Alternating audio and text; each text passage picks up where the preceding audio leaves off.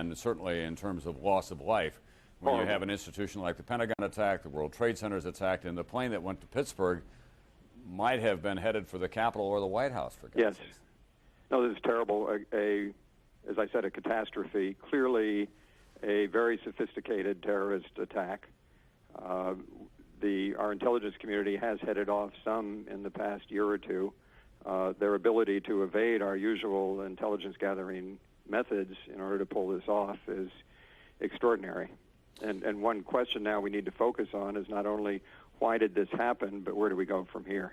Well, short term, if you were the National Security Advisor now back in your old office in the White House, what would be your recommendations in terms of a suppression of some of our normal liberties that we have in this country? Well, we mustn't defeat our liberties in trying to defend them. I think what I would be urging now is, first of all, of course, get all the information we can immediately while dealing with the human dimensions of this catastrophe. And then thinking ahead, I think there are three fronts we have to act on. One, there must be, once we have identified the source of this, there must be an American response to this of some kind. Secondly, I hope that this will encourage us to even think in new ways about the nature of our security threats and increase our preparations, for example, for the Coast Guard in defending our ports against possible incidents like this, Customs, the Immigration and Naturalization Service, and improving our organization for dealing with catastrophes like that. There's been progress on all these fronts, but not enough. And finally, and I think this is very important, we need to recognize that there is only one group out there that is trying to kill Americans, and that are these terrorists.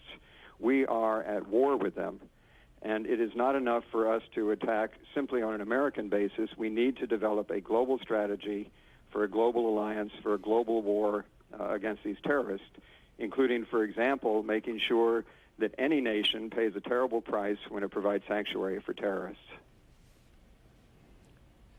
Thank you very much, Anthony Lake, former National Security Advisor to President Clinton, now an author and professor here in the eastern part of the United States. We were just told that the British Prime Minister, Tony Blair, has stopped all civil flights over Great Britain, whether that was precautionary or in response to a threat that his government received. We cannot say, but all flights there have been canceled. Let's just take you through now a quick summary that does not begin to tell the true story of this day, but it is a kind of a checklist of what we've been through. 4 airliners, 2 American, 2 United, headed for California from Washington and Boston, were hijacked. 2 flown into the World Trade Center here in New York, 1 into the Pentagon, 1 crashed outside of Pittsburgh. The World Trade Center, 2 110-story buildings collapsed completely in lower Manhattan. We're showing you Somerset County, the airport near Pittsburgh, where the other United plane went down. All of this happened in the eastern seaboard, but that's just the geographical connection. This is a wound on America wherever you live, whatever your ideology may happen to be, unless you are in sympathy with the terrorist beliefs. And when those 2 twin trade towers went down, of course, that caused even more damage to lower Manhattan. At the same time, the Pentagon was attacked by one of the hijacked airliners. A number of dead in the Pentagon as well, in the outer rings, first and second rings near the helipad there. President Bush was diverted from Florida to Barksdale Air Force Base in Louisiana. We're told that Vice President Cheney is in a secure position. We don't know exactly where that is. The third in the line of succession is the Speaker of the House, Dennis Hastert. He was told there's a code red, and he was taken to a secure position as well. All financial markets have been closed down. Hospitals in New York City are overtaxed. The world's largest, busiest city is at the moment all but shut down, with tunnels in and out of the city that have been closed for security reasons. Traffic off the streets. 30 Rockefeller Plaza, where we work, and other midtown high-rise buildings have been evacuated for this day. All the subways are closed down. Across America, national monuments and other high-rises have been evacuated for the day as well as part of the precaution. Still, no claim of responsibility by any one group. The only visible signs of celebration have been on the West Bank. The Palestinian people who believe that the United States and Israel are one have been cheering and handing out candy and celebrating while their leaders have been condemning this attack.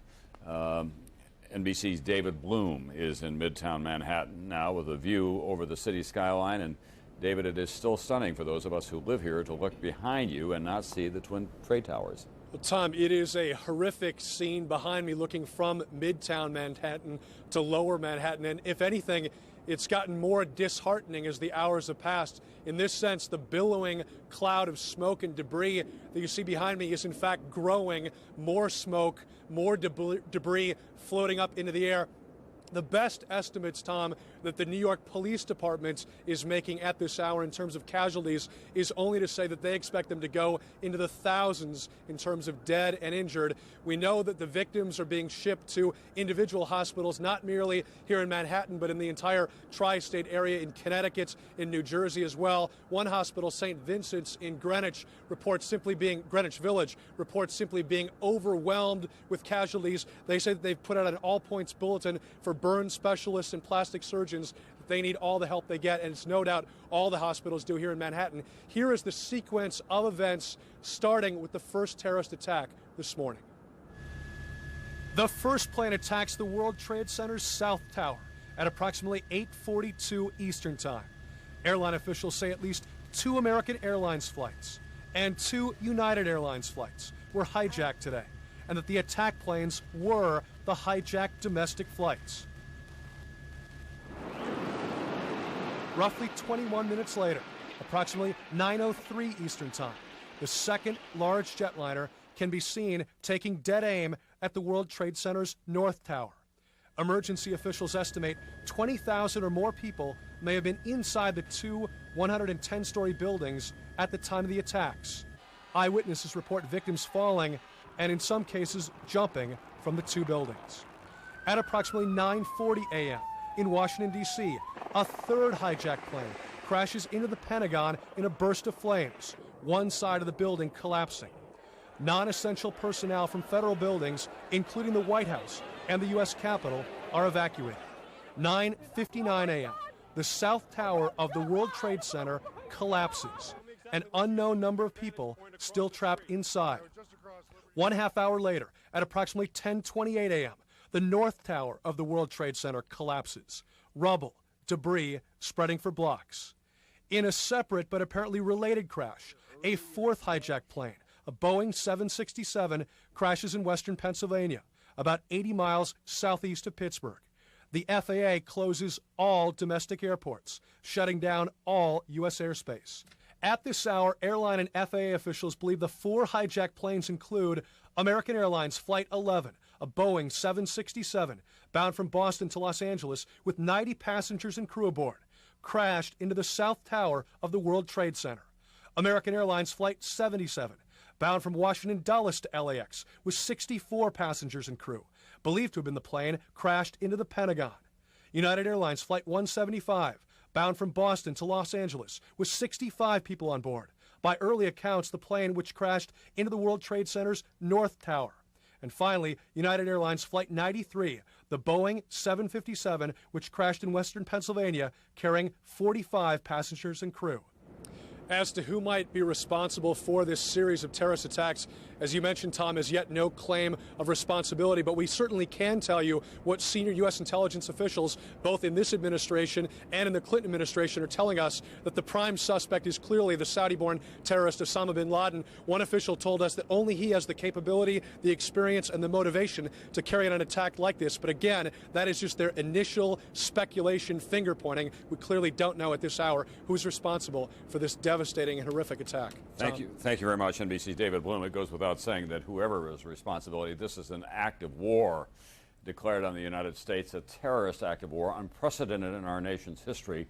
The United States was attacked, of course, 60 years ago this year at Pearl Harbor. 2,400 people were killed. The Japanese military attacking an American military installation that got us involved in World War II. But this terrorist war, they used innocent Americans on commercial airliners to attack other innocent Americans, and they struck at the heart of our civilian life in New York City. And they've caused great psychological damage across the country as well, say nothing of their attack on the symbol of our military strength, that is the Pentagon. And they took innocent people to their deaths in Pittsburgh in the crash of that hijacked airliner as well. NBC's Rahema Ellis is down near the World Trade Center. Rahema? Tom, I am 4 blocks from the World Trade Center. The sky is dark with thick black smoke. Apparently, there are still fires burning. Some of the emergency workers told me that they cannot get into the exact area of the World Trade Center to help people whom they fear are trapped in the rubble because the fires are still burning, in some instances, out of control. Just a few moments ago, and just only 2 blocks from here, we were at the NYU Downtown Hospital. It is the only emergency room in the lower portion of Manhattan. It was the place where the first victims from this blast were taken, and hospital officials tell us they have turned their cafeteria into a triage area. They have people lined, and they say victims are wall to wall with inside that cafeteria and all throughout the hospital. Everyone has been called into service to assist in this blast. I talked with a man who was able to walk out of the hospital. His name was Peter DeCerbo. He was on the 47th floor of the World Trade Tower, number 1. He said when the first explosion occurred, he said he felt the building shake. He became frightened, as did all of his co-workers, he said. They didn't know what to do. Finally, he said, and quickly, they started to run down the stairs, 47 flights. And he said he actually carried a woman on his shoulders down those 47 flights with him. Another man who was on the floor of the New York Stock Exchange had come out of the building and was standing. He looked up, and he literally saw the second tower of the World Trade Tower come crashing to the ground. He said he saw it coming down, and then he and hundreds of people around him started to run. When he got to a point of some near safety, the man, who's 37 years old, said he dropped to his knees and he started to pray because he thought that he was going to be dead. As one emergency worker said to me, he said, "Do you know what day this is?" And I said, "It's September 11th. He said, "Yes, it's 911. And all of New York right now is in a state of 911. Tom? All right, thank you very much. NBC's Rahema Ellis with a vivid account of what has been going on down there. We should also point out that we're getting a number of... This is a News 4 special report. New York, of course, the financial center of this great country. Washington, D.C., the seat of government, and both of us have been hit today by terrorist attacks. Mayor Tony Williams has declared a state of emergency in the district. We go live now to Jackie Benson on Freedom Plaza with the latest on what's happening in our city. Jackie? We're going to show you what it looks like. We're on East Street, show you 14th Street down there, a sight you will see all over downtown. Not today, a D.C. police car blocking traffic from going any closer to the White House. D.C. Mayor Anthony Williams spoke just a few moments ago at the Reeves Center in Northwest Washington. Here is some of what he had to say. Our first priority is to be able to respond effectively to the emergency situations as they arise. To that end, and to ensure that we have the highest level of preparedness, I have declared a state of emergency in the District of Columbia so that emergency vehicles can move throughout our neighborhoods and so that in the event of an incident here in the district, we are fully prepared. I'm also communicating regularly with the White House and have the full support of our federal emergency agencies as well as the cooperation of the D.C. National Guard. I'd like to ask our citizens to remain calm and to work with us to get vehicles off the street as quickly as possible. Unless you are emergency personnel, medical and public safety professionals, unless you have some specific business of picking your kids up from school or the like, please stay at home. We're also...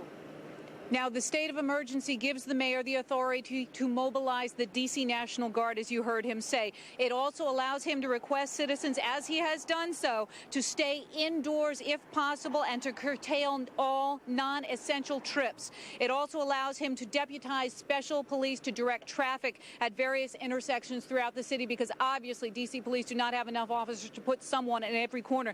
Now, the mayor was asked, would what's happening here today affect the upcoming IMF summit, the trouble and the massive police mobilization that was expected at that time? He said he is in the process of consulting with city attorneys to approach the federal government to see if they might possibly consider canceling or postponing that upcoming International Monetary Fund and World Bank meeting later this September. Back to you in the studio. Thank you, Jackie Benson. Thank you. The nerve center of our nation's military, of course, is the Pentagon, and it was also a target of the terrorist attack today. There have been casualties from the attack on the Pentagon.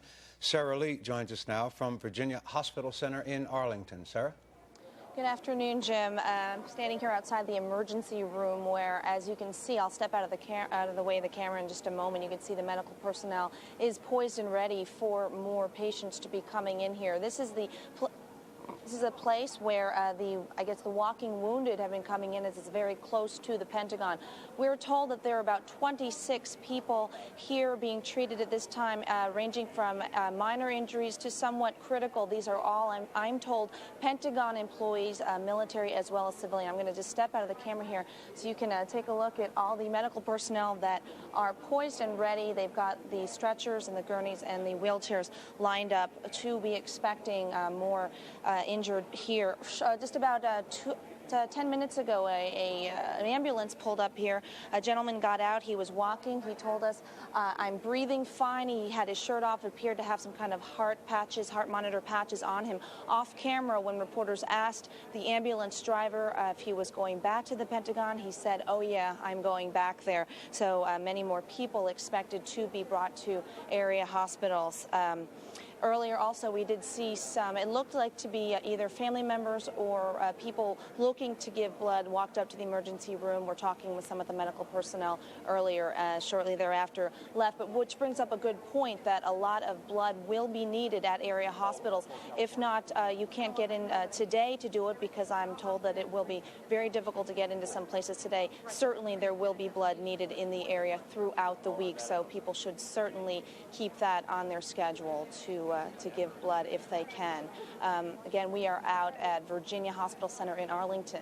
Back to you guys in studio. All right, Sarah Lee, thank you. Thank you, Sarah Lee. Some of the other casualties from the Pentagon have been taken to Washington Hospital Center. Chris Gordon is live on the telephone from there right now. Chris, what are you seeing at the hospital center? Doreen, 7 victims have been brought here with burns, both on their skin and internal from breathing in smoke. 5 are in critical condition. They are having a blood collection drive. There are 5,500 employees of this hospital. Many are volunteering to give blood. But the difficulty and frustration here is that they have 4 medevac helicopters. They have reports that there are more burn victims at the Pentagon that need treatment. And because of the restriction on flying, they cannot take the helicopters to pick up these victims and bring them here. They could accommodate 20 more people here in the burn unit. And the frustration is the restriction on flying has grounded and left on standby these 4 medevac helicopters. That's the situation live from the Washington Hospital Center. All right, thank you. Chris Gordon reporting live. We have some other information to share with you now. Navy Lieutenant Commander Kate Mueller is asking all on-duty Navy and Marine workers who were in the Pentagon this morning to please call and report their status. These workers are asked to call 877-663-6772. Once again, 877-663-6772. That is not a general information line. It is only for Navy and Marine personnel who are now in the Pentagon or who were in the Pentagon this morning. They obviously need some, they're trying to account for the casualties inside the Pentagon, and they want to hear from the people who were there and who are okay. Families and friends who need information about the United Airlines flights should call this number. United Airlines, 800-932-8555. There are 2 United Airlines planes involved in the hijackings today. The telephone number to call for those is 800-932-8555. If you have access to a computer, you can also go to the United Airlines website. That internet address is www.united.com. Also, American Airlines has a hotline for friends and families to get information about Flights 11 and Flight 77. That number is 800-245-0999. Once again, 800-245-0999. One of the planes involved today was an American Airlines flight out of Dulles headed for Los Angeles. So that was Flight 77. That's right. We also understand that nationwide bus service has been disrupted because of the attack. Greyhound has halted inner-city bus service through much of the country. Service along much of the East Coast has been canceled. All terminals within a mile of federal office buildings have been closed. Officials do not yet know how long this Greyhound bus service interruption will be in effect. Mary Alice Salinas is available to us now. Mary Alice, where are you? Jim, I'm at Dulles International Airport right now, where, as you know, one of the flights originated this morning, according to sources. I'm going to give you a little look at what the scene is like at this point. I'll tell you about earlier in just a minute, but imagine this is the walkway in front of Dulles International Airport right now. It is a desert. It is so incredibly quiet. Earlier when we got here this morning, there were people mostly outside. They were confused. They were asking questions about what happened. Some of them just know they were diverted, for instance, from National to come here, then learn what happened. One passenger said that the pilot, when he landed, went and let them know in a very tearful, emotional voice that there had been some planes that crashed and that there were fatalities. Earlier this morning, I want to give you a look at the flags out here flying at half staff. Those were brought down earlier this morning as word continued to come about more and more aircraft that were crashing here. And so those were brought down earlier. There were a lot of emotional scenes. One young woman was actually in tears. She had just been out of college. This was her first year working. She traveled a lot, and she was just so emotionally distraught about all these threats and all these catastrophes that had happened involving airline passengers. People were running to the phones trying to call home to let their loved ones know that they were all right. Now, the other eerie thing about this is, of course, how quiet it is. The skies, it's such a gorgeous sky. It's so still and quiet, considering it is an airport in the middle of the work week. Planes are stagnant. They're just sitting out there. And the other, I think, very, very eerie thing that has happened here is that when you do hear any aircraft, everyone sort of jumps because of the threat and the catastrophes that have been happening all morning long. The aircrafts, once they come around, we see that they're fighter jets and they're military helicopters. And so you know they're not on a practice run. This is not a training mission. This is not an air show. They've been circling Dulles International Airport here, of course, on a mission. So it has been a very eerie, a very emotional morning here. One of the aircraft, again, originating here. Some of the passengers saying they were brought here from Washington National. So we talked to some people. We'll have more on that. Some passengers who actually passed over the World Trade Towers 30 minutes before they were brought here, landed, and found out that they were completely gone. Back to you. Mary Alice, family members of people who were on that Flight 77 that was one of the planes hijacked, what are they being told to do? Do you know? Actually, no information from airport officials is coming out from here. I believe that is happening in Washington, where a spokesperson is out there. Really, everything is shuttered inside here. Everything's shut down. The people in the office here couldn't say anything. All the information is coming out of there. And it's just as quiet, in fact, more quiet inside. There are just a few ticket agents at some of the counters who are giving information to passengers, but it's quiet. Everyone's gone from here. All right, thank you. Mary Alice Salinas reporting live from Dulles Airport. In line with that issue, Doreen, once again, American Airlines has a hotline up if you want information about that flight, Flight 77.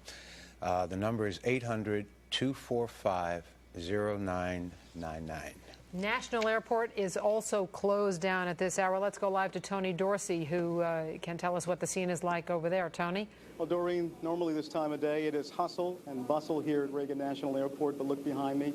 You can see that there is nobody here. The only ones here are allowed at the airport terminals right now are security officials. In fact, we even had to show our ID, picture ID, all the news media did as they arrived up here at the terminal. Now, we have some videotape that was shot here earlier, just after 9 o'clock. The airport's authority made a decision not only to close Reagan National and Dulles International, but to evacuate both of the airports. People were told to get out of the buildings. Planes on the runway were brought back to the terminals. and evacuated. And thousands of people were forced into the streets. People carried or rolled their luggage out of here toward Crystal City and Route 1. Traffic was backed up into Crystal City as road traffic, taxis, and people trying to pick up passengers had to turn around. The evacuation was calm and orderly, but there was a lot of confusion. We spoke to just some of the evacuees this morning. Listen in. We were on the plane, on the runway, just getting ready to take off when the pilot came on and said there's a permanent hold. We have to wait here. And I was sitting in the window that you could see the Pentagon. And I saw, I assume it was the Pentagon, the smoke begin to rise in a huge black cloud. And then they brought the plane back to the gate and asked everybody to leave the building immediately. For us, we were evacuated from the airport here at Washington, evacuated from our plane. What was that like? Describe it. It was an orderly evacuation, but people wanted to get out and away from the aircraft as quickly as possible. You were in the plane? Yeah, Northwest. We were number 2 for takeoff, and then they shut down the engines and they said that there's a national emergency and they're returning all the flights. Well, this is Tony Dorsey, live back here at National Airport with Jonathan Gaffney, who is a spokesperson for the Airports Authority. Big question now, and you may not be able to answer this, but when will the airports reopen? Tony, we have said that we will be closed until 11 o'clock tomorrow morning. Frank, I think the probably more appropriate question is when the nation will start flying again, and that's a decision obviously will come from DOT, FAA, and the administration. In the meantime, we're kind of closed. As you just mentioned, we've evacuated until we completely clear kind of what has happened, that it's over, and that we can safely kind of get people back in here, get their bags if they can, hopefully as soon as possible. But it's kind of until we all know exactly what has happened. Those prudent course decisions kind of keep the place closed, keep everybody out of here, and assess it as we go along. I've seen security both here at the terminals and up in the air. I've seen, as we showed in Mary Alice's live report, you've got F-16s flying overhead, making sure the airways are secure. The situation obviously very tense. Absolutely. I mean, obviously a tremendous catastrophe when you have 4 airplanes that have seem to be crashed on purpose. Obviously, that shakes the entire industry, and obviously we're concerned about it, and collectively we're going to have to find out what happened so we can start flying again. We can smell the smoke blowing from the Pentagon Yes. here, the smoke still billowing up over the Pentagon not far away from here. Tell us, in terms of security, what went wrong?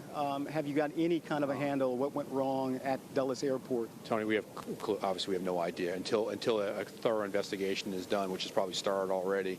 We have no idea how that happened. Planes come and go all the time, passengers come and go. How that specifically happened, as well as the other 3, is something that is beyond my knowledge right now how it happened.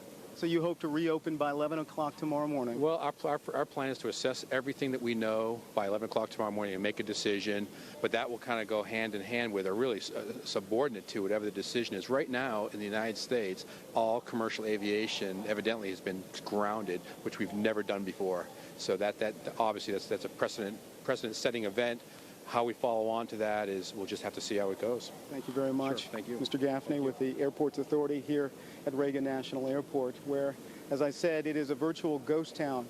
If you are thinking about picking up anyone at the airport today, Dulles, Reagan National, or BWI, of course, all of our regional airports are shut down indefinitely. They're going to reevaluate 11 o'clock tomorrow morning, and so you just have to stay close to the news to find out what happens next. Back to you in the studio. Tony Dorsey. Our routine this morning was shattered when we heard about a plane crashing into one of the towers of the World Trade Center. Then just a few minutes later, we were shocked to hear that there was another one. But it was New York. And then the terror came home to the Pentagon. Megan McGrath is there now. Megan? Well, if you take a look behind me, you can see that smoke still rises off the Pentagon here, and you can see the devastation and get an idea for just how strong the impact was. It shook the building. People who weren't even in that section of the Pentagon say that they felt the vibration, they felt the impact when the plane slammed into the side of the building. Now, Rear Admiral Craig Quigley, a Pentagon spokesperson, just gave a briefing not too long ago. He says this is a full assault on the United States of America. The U.S. military is in threat condition Delta. That's threat condition 4, the highest alert possible. Now, F-16s from the D.C. Air National Guard have been patrolling the skies above Washington. We have been seeing them periodically through the area. We are also seeing quite a bit of helicopter traffic traffic, U.S. Army helicopters, some medevac helicopters, but mainly military helicopters landing in the grassy area in front of the Pentagon. Now, they are doing their best to get to the people that may be trapped inside, but because of the intensity of the fire, and apparently the fire was just extremely intense and it was spreading throughout the interior of the building, they were not able to get the search and rescue crews inside the building until a little bit before 2 o'clock this afternoon because it was just too dangerous. The building was unstable because they had that section that collapsed. The fire and the heat was so intense that it would pose a threat to the emergency workers who went in there. So just a little before 2 o'clock, that's when they sent the search and rescue folks into the building. And of course, the primary concern being that there are people who are trapped inside there and desperately need medical attention. And so they are trying to get to those people to get them the medical attention that they need. Now, there has been kind of a triage area set up in front of the Pentagon here. This is the southwest side, the E-ring. Southwest E-ring is where the impact occurred. Now, apparently, Secretary of Defense Donald Rumsfeld was in his office at the time that the plane went into the side of the Pentagon. He was not injured. In fact, he was able to actually help a number of the injured to get to gurneys and to get to ambulances. And he is currently still inside the Pentagon. He's in the National Military Command Center, which is inside the Pentagon. That center is where all of the top military personnel meet in crisis situations like this. The center was not destroyed. It is still intact, although we are told by the Pentagon spokesperson that it is extremely smoky in there, so certainly not terrific conditions, but they are in there and they are watching over things and coordinating their efforts from inside the Pentagon. Now, Rear Admiral Craig Quigley, the Pentagon spokesman who gave that briefing a short time ago, he was also inside the building at the time that the plane impacted the side of the building, and he gives a first-hand account of what it was like, what he saw. Washington, D.C., we are at threat condition Delta. That is the highest condition that we can go to. That is the absolutely appropriate thing to do given the events of this morning. What seems to have happened is that we had an aircraft intentionally fly into the Pentagon. For those of you with cameras, you can see the spot behind me. There were intense fires following the aircraft's impact into the building. Arlington Search and Rescue personnel are just now, and it's about almost 2 o'clock, just now gaining access to portions of the building where the plane hit because the fires were too intense. The fires are still burning in the Pentagon, at least in that vicinity. We have a variety, too many to even mention, of local first responders, fire departments, police departments, you name it, that have rushed to the aid of the Pentagon here.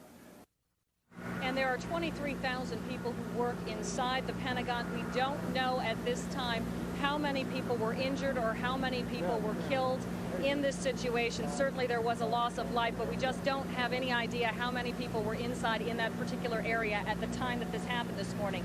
Again, it is the southwest E-ring. That is the sector where the plane impacted the building. Again, search and rescue just a little while ago, less than an hour, about 40 minutes ago, gaining access to the interior of the building because they still had fires, they still had quite a bit of heat, quite a bit of smoke, so they just couldn't send the rescue personnel inside the building until now because it simply was not safe. Now, of course, a lot of people very, very concerned about their loved ones who work here at the Pentagon, frantically trying to find out if they're okay. I know that there's been a lot of difficulty getting cell phone calls out, so people have tried to call their loved ones, have not been able to get through on cell phones.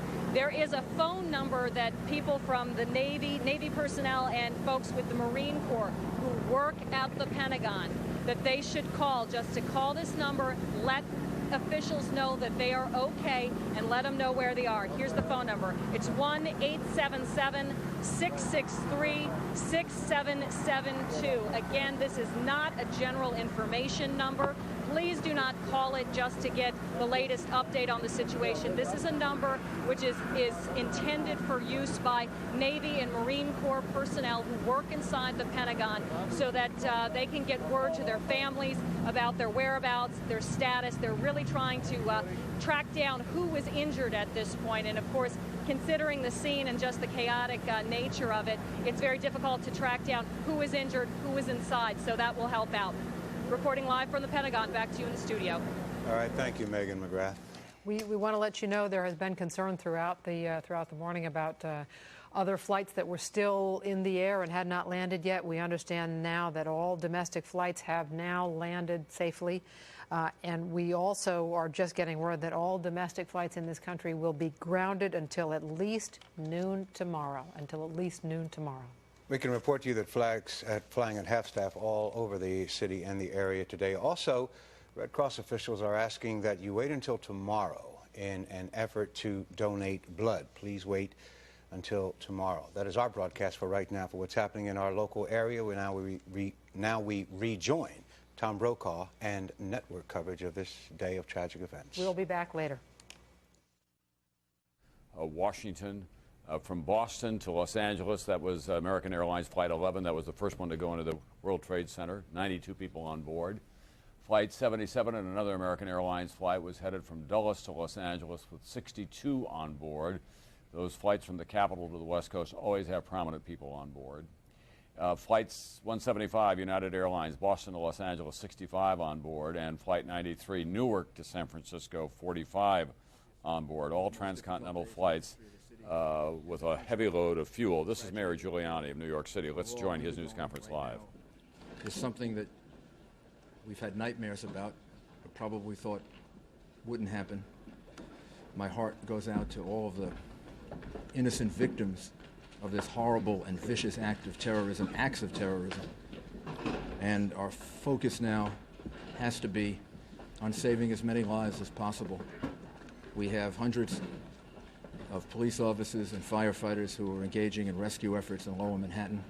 I want to thank Governor Pataki for the incredible cooperation and coordination, and including deploying the National Guard that will be available to relieve our police officers and firefighters and emergency workers in the next couple of hours. The governor and I just spoke to the President of the United States. The coordination with the federal government from the time of the first attack has been excellent, including closing off the airspace around Manhattan and doing everything that can possibly be done in the face of this barbaric act to make the city secure. And we will strive now very hard to save as many people as possible and to send a message that the city of New York and the United States of America is much stronger than any group of barbaric terrorists, that our democracy, that our rule of law, that our strength and our willingness to defend ourselves will ultimately prevail. And I'd ask the people of New York City to do everything that they can to cooperate, not to be frightened, to go about their lives as normal. Everything is safe right now in the city, and the people who are doing the relief effort need all the help they can get. And then, Governor, thank you very much for your assistance and your help and your support. Thank you. Thank you, Mayor, for your leadership through this crisis. This is a vicious attack upon New York. It's an attack upon America. It's an attack upon the whole concept of freedom and our way of life. And we cannot let these attacks succeed. First step has to be to make sure we do everything in our power to protect the people and to save the lives of those whose lives are still at risk and to help those who have been injured. And I want to commend the mayor, and I want to thank my colleagues from Connecticut, New Jersey, Pennsylvania, and the federal government have all offered and made ready support to help us deal with this ongoing crisis. The people of New York are not only the freest and most diverse people in the world, we're also, I believe, the most capable of rising to meet the challenges of this type of attack. And right now we want New Yorkers to remain calm, to go about their business, to appreciate the fact that everything to provide for their safety is being done, to appreciate that everything that can be done to provide for the health and the needs of the people who are still at risk is being done, and that we will continue to work to make sure that we get through this as strongly and quickly as possible. I want to thank the federal administration. Secretary Thompson has been on the phone with me a number of times, as well as the President, for what they are offering and prepared to do. And we're just confident that, while this is a horrible attack and one that is despicable and really unthinkable in its magnitude, we will get through this, and we will continue to have a great and free country, state, and society. Do we know the number of casualties at this point, sir? I don't think we really want to speculate about that. The number of casualties will be more than any Mayor Giuliani of us can and bear. Governor Pataki, the two Republican leaders of this state, joined together here in this day of common tragedy for them and dealing with a crisis of unbelievable proportions for both of them. Is this city has been struck in an act of war by terrorists. You're looking now at the Manhattan Bridge, which leads out of lower Manhattan into the various boroughs. That one going over into Brooklyn. Those of you who come to New York always remember the Brooklyn, Manhattan, and Williamsburg Bridge in that sequence from the lower part of the city on BMW. These are people who didn't have access to subways or cars because the tunnels are closed, and they're walking home, as any number of people are. New York, as Governor Pataki said, is so diverse in so many ways, but it is always united with the enormous sense of pride and survival and people helping each other as they are today. And that is the lower end of Manhattan, one of the great cities in the world that has been struck in an act of war today by two hijacked airliners, the hijackers unknown. Richard Shelby of Alabama, Senator, Senate Intelligence Committee. We're told that you've been getting a briefing. What do we know at this hour, Senator? I've had a partial briefing, but after 4 o'clock this afternoon, I've been told that some people with the CIA and the FBI is going to brief Senator Bob Graham, who is the chairman of the committee. I'm the vice chairman. I was a former chairman. As to the events, what they know up to this point, who's responsible at this point. It's a little premature, but about 30 minutes ago I was talking to some people. Everybody's deeply concerned about what happened. We should be. You mentioned war. This is war. I've said several times that this is a different type of war. It has no boundaries. We've been pushing the intelligence committees for 7 years now that I've been on the committee to do everything they can, and I think we've got to do more. But my first thoughts, Tom, go out to the families. You know, this is a terrible, terrible day for America. It's a wake-up call, though. And what do we do after we get the wake-up call in terms of how this country must change? Obviously, security at airports will have to be tightened considerably when you have 4 planes taken, including one from the nation's capital. What else is going to have to happen? Well, that's one, and I think we can do much better around the airports. I think we've come a long way with security. We're an open society. We want to stay that way because that's what makes this country great. We cannot hunker down and live in bunkers. We will not, I predict. But I think we can do a lot more. I'm waiting the briefing as to see if there was any inkling, any warning whatsoever. If not, then this was a heck of a well-executed, dastardly deed today. And I'm afraid it'll be more. And that's the other question I was going to ask you in that partial briefing. Did you get any assurance that the worst seems to be over? No, they wouldn't say that. They would be very careful as to saying what would come next because nobody knows that. But we are on alert. The president has put the military on alert all around the world. That's good. I guess we're going to have to stay on alert to some extent, be alert to possibilities because this is a dangerous groups that we're dealing with now. Is the president going to have to stay out of Washington for 24 hours? I don't know. I'll leave that up to him. He will be advised by the people who give him security warnings and so forth. But I think sooner or later the president will come to the Capitol. He should come to the Capitol and reassure the American people. But that will be up to him, Tom. All right, Senator Richard Shelby, Vice Chair of the Senate Intelligence Committee, thank you very much for being with us today. We'd like to be able to talk with you again if we can after that 4 o'clock briefing. I know you can't give away details, but if we can invite you back, Senator, we'd like to do that.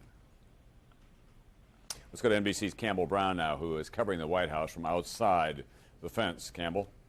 Well, Tom, we don't know where the president is right now, and that is, of course, deliberate given the security concerns. They are going to great extremes to protect him at this moment. He started off the day in Florida, then flew to the Barksdale Air Force Base, which is in Louisiana, near Shreveport, North Louisiana. And it was there that he made a statement reacting to the attacks this morning. Let's listen to what he had to say. Freedom itself was attacked this morning by a faceless coward, and freedom will be defended. I want to reassure the American people that the full resources of the federal government are working to assist local authorities to save lives and to help the victims of these attacks. Make no mistake, the United States will hunt down and punish those responsible for these cowardly acts. I've been in regular contact with the Vice President, Secretary of Defense.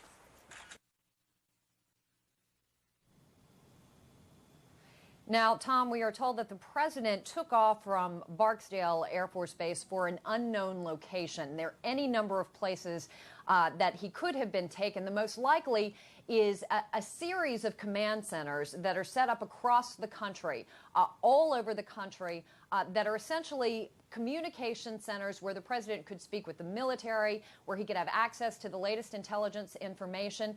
And the military officer who travels with the president at all times, this is the military officer who carries the nuclear codes, he also has a database with him of all of these communication centers around the country. All of them, or most of them rather, underground, where the president can both be protected and have that access, the most advanced electronics equipment that could give him access to his entire team, whoever he needed to talk to.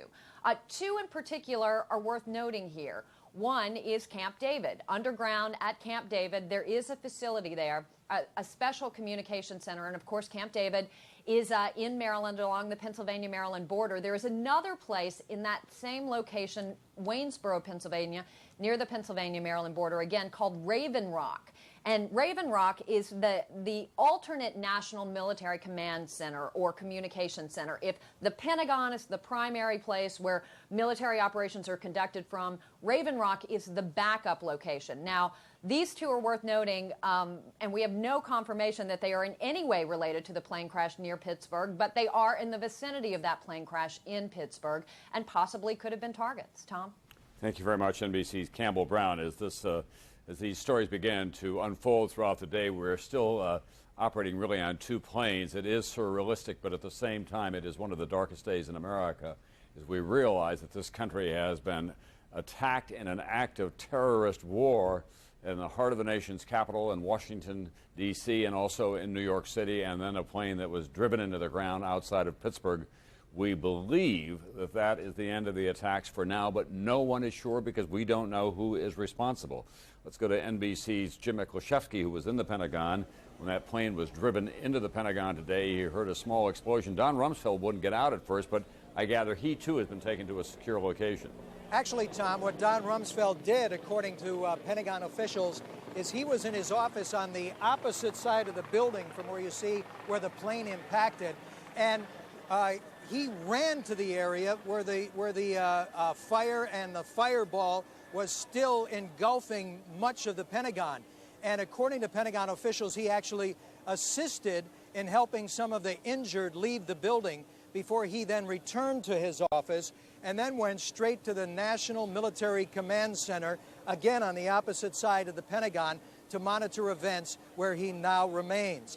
Tom, this airplane that ran into the Pentagon, it happened within the hour from the two planes that ran into the World Trade Center, but it took a full 4 hours before firefighters and rescue workers could actually contain the flames and fire inside, so it was safe enough for them to enter the building. And that was about an hour ago when we were told that rescue workers did enter parts of the building where you can see where the plane sliced through the Pentagon.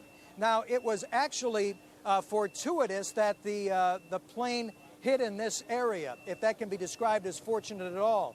As you see, Tom, the plane sliced through the building. It came in at an angle, flipped over on its right side, and hit actually at about the first and second floors. The third, fourth, and fifth floors were still intact immediately after the blast, but then later collapsed upon themselves. But to the right of that devastated area, you see there's not much fire damage. That's because that part of the building had recently been renovated with reinforced blast walls to prevent a kind of bomb attack, not an airplane attack, of course, but to prevent a bomb attack, and reinforced firewalls on the inside after the bombing at Oklahoma City. When the remodeling of the Pentagon was begun, it was decided to do it with extra reinforcement after Oklahoma City. Now, this area to the left, where you see most of the fire damage, that area was due to be remodeled shortly. And fortunately, a large number of those offices had already been evacuated. Now, there are confirmed dead, many injured. We don't know the exact number yet. And as rescue workers dig through that rubble, certainly the death toll here is going to climb. But really, it could have probably been much worse had this area on the right not been reinforced and the area on the left not been abandoned, really, to permit the redevelopment or reconstruction work that was to go underway. Now, according to eyewitnesses, it was an American Airlines 757 that came sort of from the direction of National Airport, and it just cleared the highway, which is adjacent, the highway ramps, which is adjacent to the Pentagon. But then it came in, and as it approached the Pentagon, almost at ground level, did a very hard right turn and actually flipped on its side and then sliced into the Pentagon on the first and second floors we see there. Tom? Thank you very much, NBC Jim Miklashevsky. In both that flight and the first flight, the American Airlines flight that hit here in New York, had similar patterns. They were flying at very, very low altitude, 1,000 feet according to some New York witnesses. And Bob Kerr said earlier that over Lafayette Park, just outside the White House, they saw a plane go over at a very low altitude that was out of the normal flight pattern for Washington, D.C. So obviously this had been well thought out. That goes without saying. The question is, what happened in the cockpit? Did the terrorists take the controls and drive those planes into the World Trade Center as well as into the Pentagon? And where was that plane that went down in Pennsylvania headed? Why did it go down there? Well, these were all flights that were originally headed for California.